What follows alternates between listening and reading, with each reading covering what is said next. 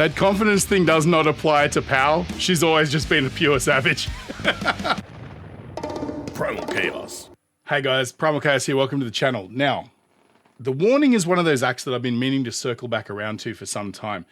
On this channel, if you're familiar with the channel, I get pulled in that many directions and the taffy gets stretched pretty thin. And I always find myself going on these weird and wonderful tangents with these amazing destinations and finding out, you know, interesting acts and things from around the world. But at the same time, you know, it means that with the limited amount of time I have, I sometimes don't get the chance to circle back around to these acts that really deserve more attention. And The Warning is one of those bands that's high on the list of ones that I've been wanting to keep my eye on. Fortunately, one of my viewers, Michael, gave me a very generous donation and reminded me that these guys are somebody that I really need to invest some time and get back into. So first of all, thanks, Michael, and everyone who's watching this. Give Michael some props because he's the hero here. For me, the Warning is obviously, they're three young female artists who develop skills that appear to be sort of beyond their years. But to me, that's kind of the least interesting thing about them. The thing that I really like, and the thing that really sort of catches my attention with these guys, is there's like this latent sort of retro authenticity with what they do. They have their own original sound and they have their own vibe, and particularly Daniela's melodies are unique and interesting. But there's definitely some kind of like a tangential connection to those classic female rockers, like, your Joan Jetts, your Pat Benetars, artists like that sort of pioneered that sort of, female-fronted rock aesthetic in like the 70s and early 80s and stuff like that. It's pretty obvious that there's definitely influence there, but they've somehow taken that and they've sort of pushed it forward into a new generation of sound that sort of gives them, this kind of modern new sort of vibe, but also, there's a classic rock element to it. And I love that they stay true to that. It seems to me that they sort of, at least with the few things that I've seen, they seem to not want to stray too far outside of that. They want to sort of honor those roots and really get to the point of just straight up rock with, just like a youthful exuberance and energy to it. Anyway, I'm not going to talk too much about it. I just want to jump right in.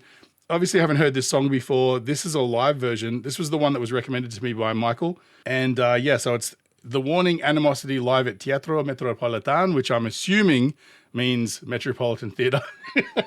Anyway, so let's jump right in. I haven't got too much to say other than I'm psyched for this one. And let's check it out. The Warning Animosity. Here we go. I've already collapsed. Straight in, wow. So I'll just drown my sorrows in a non-existent world. I don't know what is worse, the utter waste of time or the eroding of my mind. Alive means to be dead, a bullet to the head. All right. So hang on, I'm going to stop it right there. The first thing I'm noticing right off the bat, actually, is the stage presence. Like, I'm not sure of the timeline of this one, whether this is a recent video or not, but it seems like there seems to be a little bit more confidence in this than what I can remember.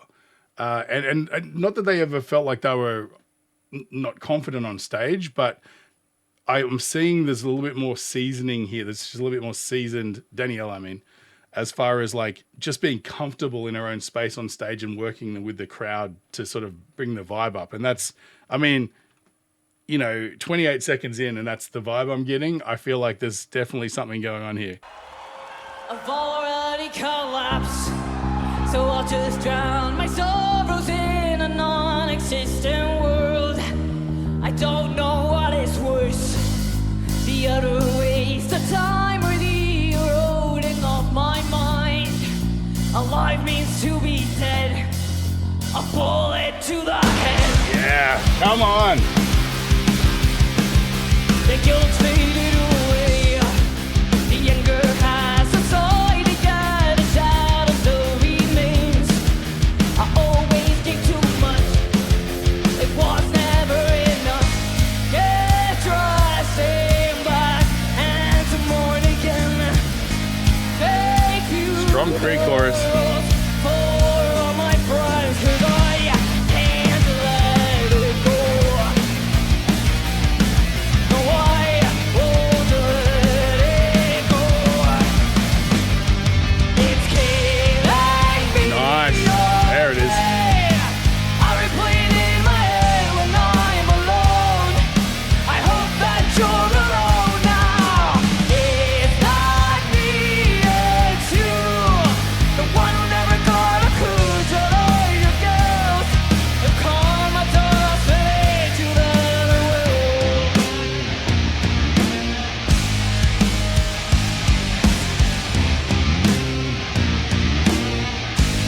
come on. I love this halftime chorus thing. That's cool. Okay, before we jump back in, I've got some thoughts. What I was saying earlier about the seems to be more of stage presence, more confidence. It's probably something that most people wouldn't notice, but if you are a performer, you can sort of sense it, right? And I put my finger on it now. It's basically, it's the difference between playing in spaces that aren't yours and then eventually playing to spaces that are yours, right? And what I mean by that is, you know, being a support act and playing a lot of shows where half the crowd isn't super interested in you being there and stuff, you always have this energy about you, or it's difficult not to have this energy about you that's like, hey, sorry, we're taking up time and space and we're just going to do our best if you don't mind checking us out and just listening, just giving us a shot, versus all of these people paid to come and see us and they're as excited about our material as we are. And, you know, once you've done a certain amount of shows in that sort of mindset, it's real easy to build a dramatic amount of confidence because the crowd is invested in you being high energy and being as excited as they are and sharing that energy. Because, you know, a lot of people don't really think about it, but the artists are performing on stage, but being in a crowd is also a performance. And real artists know that sharing that space is what it's all about. It's not about you throwing your music at the crowd and just letting them absorb it. It's about working with the crowd to generate a vibe that elevates the music and the audience's experience together. And we all know that sometimes if it's, you know, like think about a stand-up comedian who's bombing, it sucks the energy out of the room. But if the crowd are laughing and shooting back that energy, you know, it doesn't matter how funny the jokes are. If the crowd's not buying it or they're not getting it, there's no energy in the room. And it works the same with music.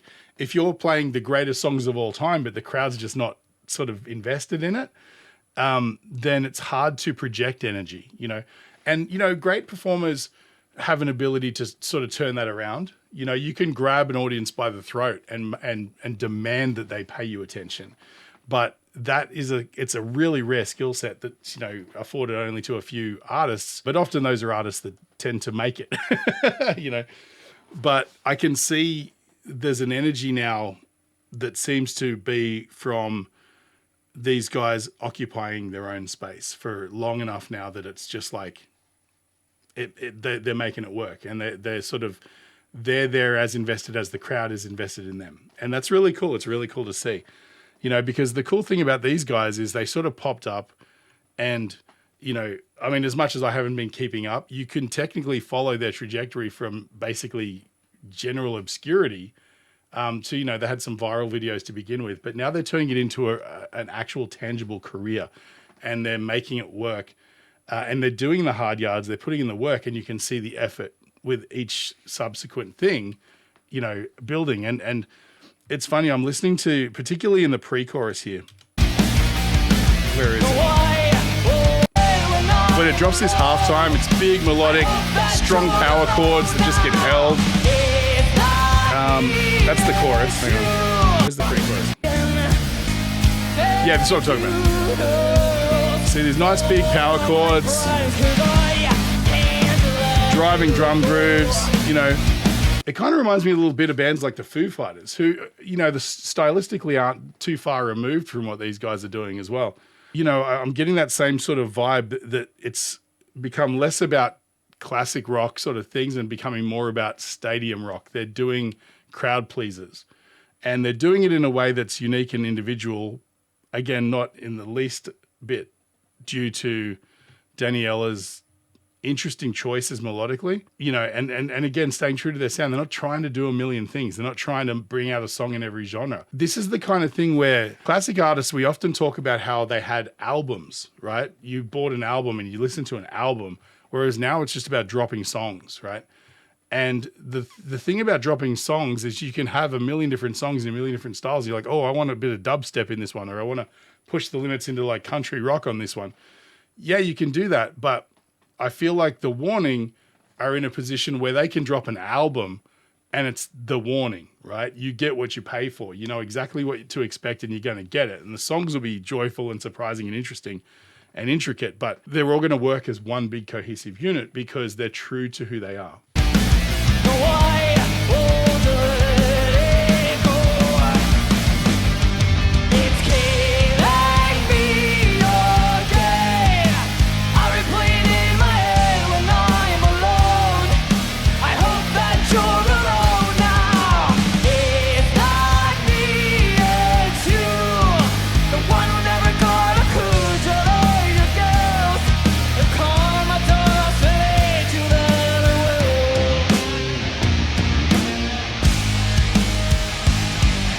That confidence thing does not apply to Pal. She's always just been a pure savage.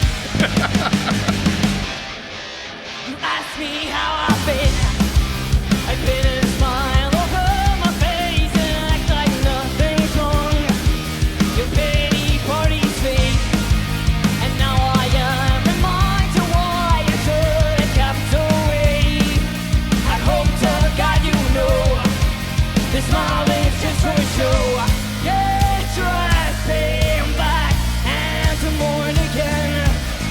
Thank you, Lord, for all my crimes, 'cause I can't let it go.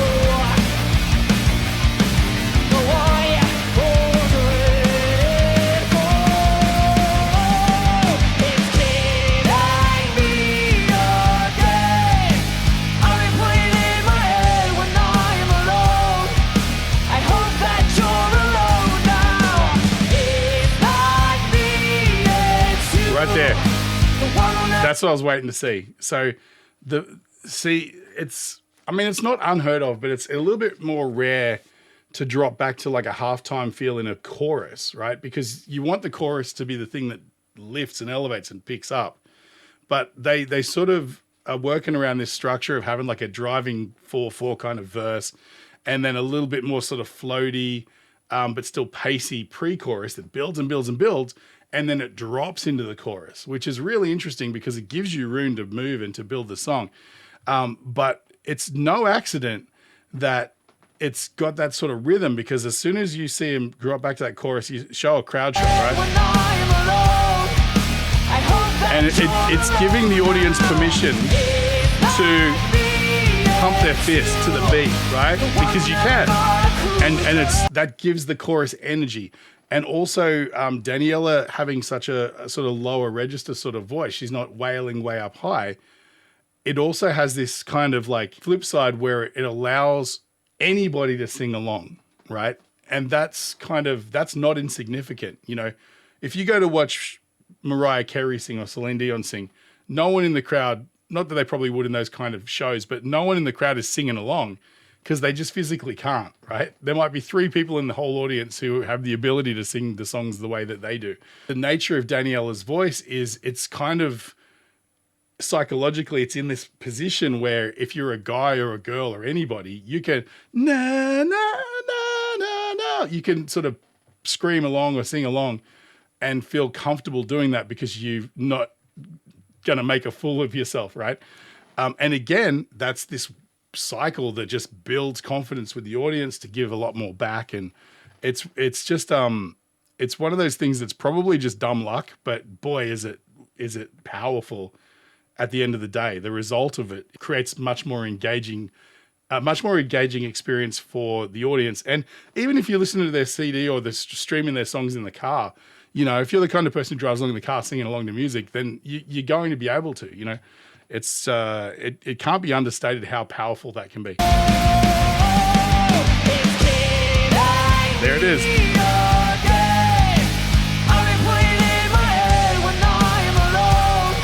Great snare sound too.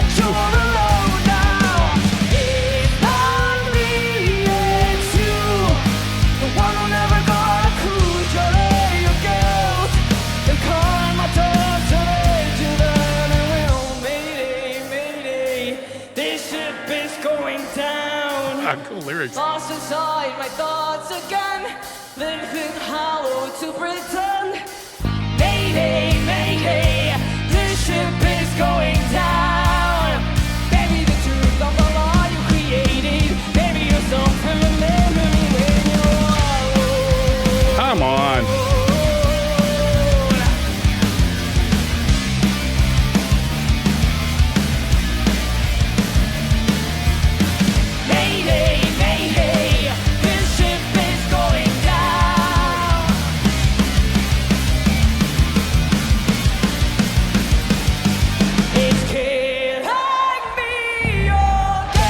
Crowd singing along.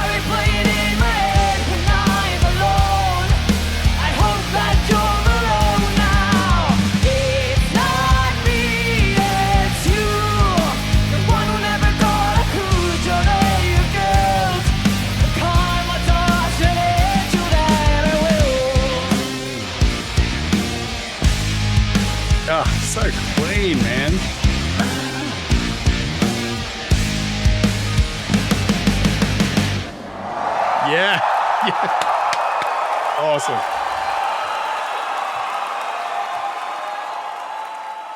What I meant by just when I said that about it being so clean is there's a benefit to being a three-piece, and that is there's not a lot of clutter, right? It means that, you know, you haven't got rhythm guitars competing with lead guitars, and you haven't got a keyboard player and synth sounds and orchestral bits and backing tracks and stuff. These guys could literally plug in at like Campbelltown RSL and play the same show, you know? It just occurred to me that most people around the world probably don't know what an RSL is. It's a small club that are usually local, right? But you know, there's power in simplicity. You know, like it's the same thing as like bands like Green Day and stuff. It's a three-piece, so you can hear every nuance in the drums, and you can hear every bass note, and the bass is complementing the rhythm guitar. But what it does mean is that sometimes somebody has to do more work than they would normally have to do. And so I noticed, I'll see if I can track it down. There's a few parts there where you see Daniela playing really intricate rhythm parts. Yeah, see there? Like little blues rocky sort of, you know, like she's all over the neck there. That's cool. But if she just played chords there, then there'd be no point of difference between these parts, right? So you need that sort of driving rhythm to match the... Yeah, so if you took away what she was doing, all you'd have is Ali on the bass, just do do do do do do, and the drums and then bang on the guitar, which works up to that point, but then it would just get too samey. And so now she's playing all these little intricate parts, which normally a rhythm guitar player or a lead guitar player or something might cover, while you know you typically have a rhythm guitar player just playing the power chords under that, and the lead guitar doing da da da da da da da. Or they'll be playing harmonies of that together, or there'll be a keyboard part or a sample or something doing something as well. Because they keep it simple and they're just a three-piece, she now has to play the role of rhythm, lead guitarist, vocalist, and front person all at the same time. And that's like the equivalent of patting your head and rubbing your stomach at the same time. It's not easy. But again, it's just testament to how seasoned these guys are. They can pull something like that off. And I'm not saying that no one else can do this. I'm saying this is just a staple of rock and roll, right? But what I'm getting at is when you restrict your band to just being three individual musicians, you have to cover more ground. It's up to you as a musician to keep it simple when necessary, but also explode out into this tapestry of different styles and techniques when doing the same thing over and over becomes too much and you have to elevate the song. And it's a lot of responsibility too, you know, because you might not have noticed as well, she's tap dancing on her pedals and stuff like that. And all it takes is for your foot to slip once and it can just derail an entire section of the song. So looking at the lyrical content of the song is interesting too, because it's ambiguous, but also at the same time, it's dark, it's kind of moody, it's got kind of like a depression sort of element to it. I don't know if Daniela has ever mentioned specifically what the song's about, but it seems she's left it pretty open to interpretation and pretty vague. But you know, lines like, I'm just skimming through them now. I've already collapsed. So I'll just drown my sorrows in a non-existent world. I don't know what's worse, the utter waste of time or the eroding of my mind. Alive means to be dead, a bullet to the head. That's as depressing as lyrics get. But also the music isn't a dirge either. It's kind of rock and roll energy. Rock and roll has always been about subversive concepts and, you know, I mean, rock and roll really is like it's hitting back against like the nature of like music from the 1930s and 1940s, which was very, hey, everything's fine, we're all good here, especially during like a massive depression and wars and things like that. And so when the 50s came along, rock and roll was still kind of vibey and happy and stuff. Blues was obviously very dark at the time. But then you get into, you know, like in the 70s and 80s, people were starting to become a little bit more sort of intrinsically depressed and discombobulated because, you know, you've come out of like the Vietnam War and you've got people rebelling against the system for the first time in a long time. And so it became kind of like a staple of rock and roll to write lyrics that were subversive and you know, a little bit dangerous and a little bit edgy. And then that gets taken through the 80s and it sort of became trendy to write angry and sad music. And then, through metal and thrash and all those sort of things. And then all the way through to the 90s, and then you get real political stuff like, you know, you Rage Against the Machines and things like that. So it's interesting to see music that's sad or depressive has sort of become a bit of a trope. But at the same time, we're in that milestone marker again of I don't know of a time when people have been more depressed or more saddened by the world around them or more dissatisfied with the nature of how society functions and how government works and things like that. And so I think this is kind of like, it could be taken as like a landmark sort of thing where it's so, the depression is just part of the zeitgeist now. And I don't know whether it's always been like that and we just have more access to people's emotions now through social media, so we see it more. There's something to be said for it coming back around and writing about how dissatisfied you are with life and how uncomfortable it is. But you can, take an artist like The Warning who package that up. They take those concepts and package them up into a song that has power and energy. And so it becomes less about woe is me and more about, even though all of this is going on, I'm still kicking ass and I'm still rocking it out, and I think that's kind of, I don't know if that's the deliberate message, but that's what I'm taking away from this, because the lyrics have a certain vibe to them that doesn't really cohesively mesh with the tone of the sound of the song, like the emotional timbre, did I just coin a phrase? The emotional timbre of the song it doesn't really, it's not all that cohesive, but when you put them together, it just makes it powerful, and I think that's super interesting as well. That being said, I've talked enough about this. These guys were great. You all know that they're great. They're one of those bands that you just have to see live, right? Because I feel like where they're cooking now, they're doing their thing. They've found the voice of who they are and who they want to be. And there's always going to be growth, and there's always going to be, they're going to take some turns and tangents as long as they keep a career going. There's going to be hills and valleys of creativity and different things, and they'll try new things.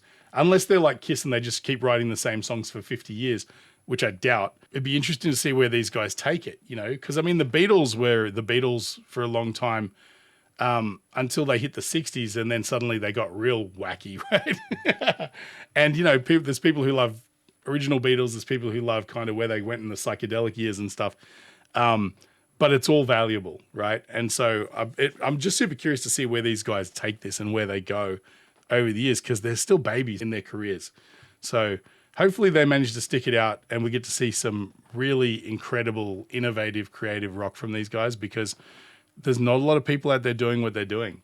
And as long as they keep catching the attention of bands like Hailstorm and the Foo Fighters, and, they get supported enough that they become a household name, because they deserve to be. It's just like anybody. You got to earn your stripes and you got to get there in your own time. But in a way, I'm kind of glad these guys are sort of taking they're not taking the long road, but they're sort of taking their time. They didn't get shot to the top with a #1 single on their first release.